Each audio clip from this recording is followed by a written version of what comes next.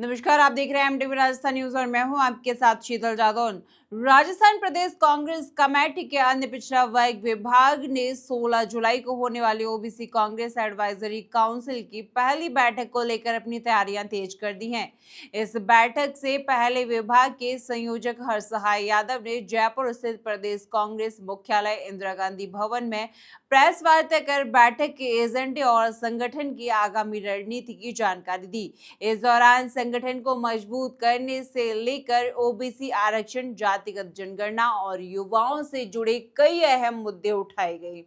राजस्थान प्रदेश Congress committee के अन्य पिछड़ा वर्ग विभाग और Rajasthan OBC Congress advisory counselling के संयोजक हरसहाय यादव ने बताया कि अखिल भारतीय कांग्रेस कमेटी द्वारा राजस्थान में ओबीसी कांग्रेस एडवाइजरी काउंसिल का गठन किया गया है।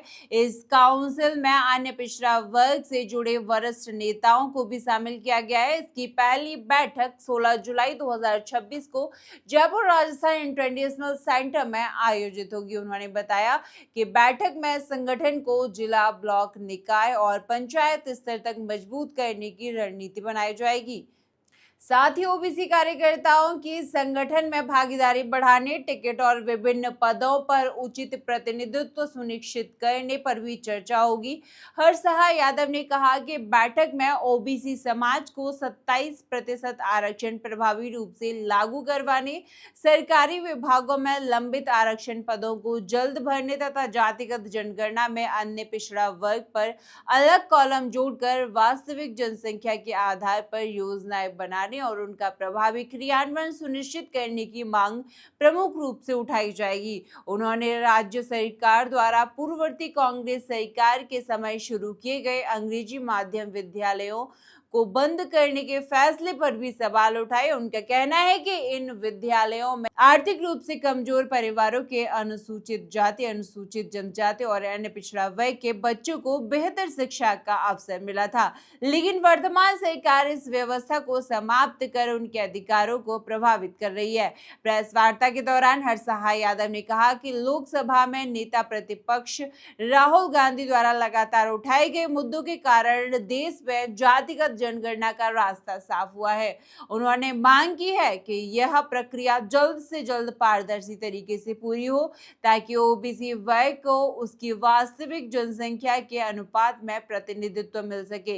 इसके अलावा उन्होंने देश में बढ़ती बेरोजगारी, छात्रों के सामने परीक्षा में कथित धांधली और पेपर लीक जैसी समस्याओं, महंगाई से महिलाओं पर बढ़ते आर्थिक बोझ तथा किसानों की चुनौतियों का भी उल्लेख किया। उन्होंने कहा है कि कांग्रेस ग्रामीण और शहरी क्षेत्रों में ओबीसी युवाओं की समस्याओं को समझते हुए उन्हें संगठन से जोड़ने और उनकी आवाज को मजबूती से उठाने का काम करेगी। हमारे स्टेट एडवाइजरी काउंसिल की मीटिंग पहली प्रथम मीटिंग है, वो होने जा रही है। उसके अंदर ओबीसी के जो मुद्दे हैं, जो ओबीसी की जो क्रियान्विति में जो समस्याएं हैं, उनके अंदर हमारे बड़े जो नेता हैं, जो देश के सभी के विचार जाने जाएंगे। उसमें हमारे राष्ट्रीय अध्यक्ष जैन जी आ रहे हैं, उनके भी विचार जाने जाएंगे। वो जो समस्याएं हैं ओबीसी के लिए राजस्थान में और ज्यादा कुछ कर सकते हैं, उसके लिए हमारे जितने भी बड़े नेता हैं वो अपने अपने विचार रखेंगे और हम उनको पूरे राजस्थान के अंदर ले जाने का कार्य करेंगे। जो विसंगतियां हैं, जो आरक्षण के अंदर 27%, उसके अंदर उनको सरकार नौकरियों में भी नहीं दे रही है। जाति जनगणना का जो कॉलम है उसके अंदर भी ओबीसी का नहीं रखा गया है कॉलम।